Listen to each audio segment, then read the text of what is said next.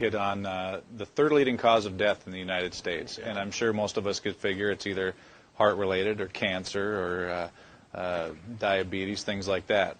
Can you clue us into what that is and why?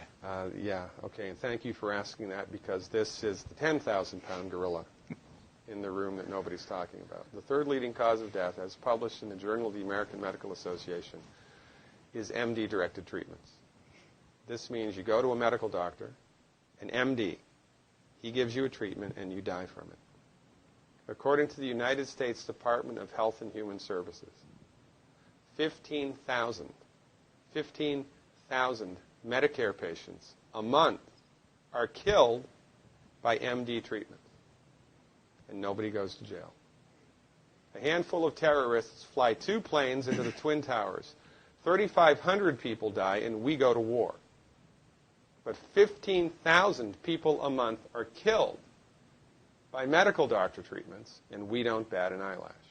This is because we have been, I don't want to say brainwashed, that's not the correct term, but we have been, for the last 100 years, kind of led into this false belief. You know, I think it was Marcus Welby that started it, that the medical doctor is king and knows everything about everything. And really, you need to just shut up and follow your medical doctor's advice. Most people in the United States have no idea at all of the history of the evolution of medicine in the United States. In the early 1900s, it was a relatively level playing field between the chiropractors, the osteopaths, the homeopaths, and the MDs. In 1915, 1920, there was something called the Flexner Report. The Carnegie Corporation funded this man named Abraham Flexner. He went all around the country, and he went on stagecoach and train and horseback. This was before the interstate highway system, right? Took Flexner 5 years to do this. He went all around the country and did an inventory of all of the medical schools that prescribed drugs.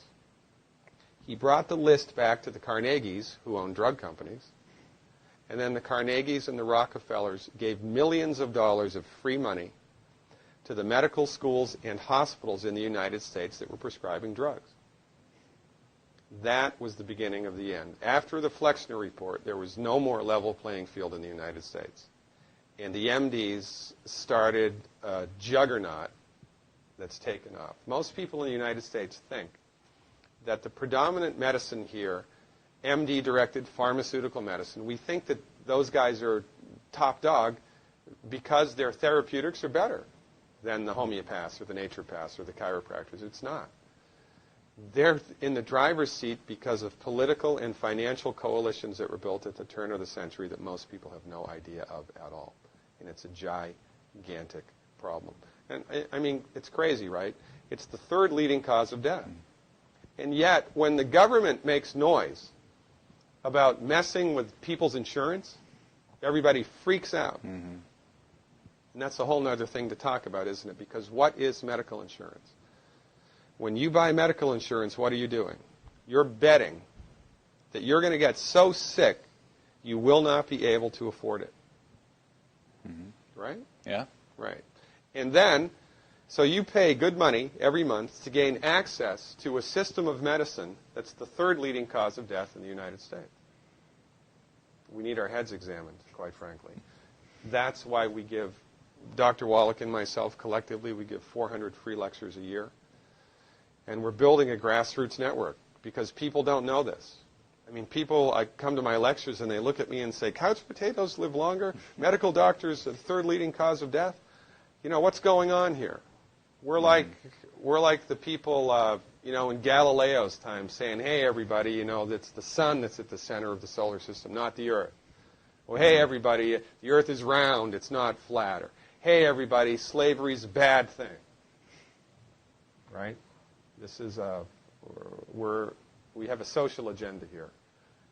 Why do we have a social agenda? Because people are suffering needlessly. You wouldn't believe, as God is my witness, you would not believe the things that I've seen people recover from in holistic medicine. The body's ability to fix itself is remarkable. And most of the time, all that the body needs to do that is the raw materials that it needs to do that. And we need to stop eating food that's hurting the body. You know, if you put diesel fuel in an unleaded engine, even if it's a brand new Ferrari, it's going to run like crap if it runs at all. And there's nothing wrong with the car, it just had the wrong fuel. It's the same with the human body. You give the human body the raw materials that it needs, clean up the diet, Superman, Superwoman. And you know, if you don't get to super status, then at least your blood pressure normalizes, at least your arthritis goes away, at least your anxiety and panic attacks go away, and you can sleep through the night.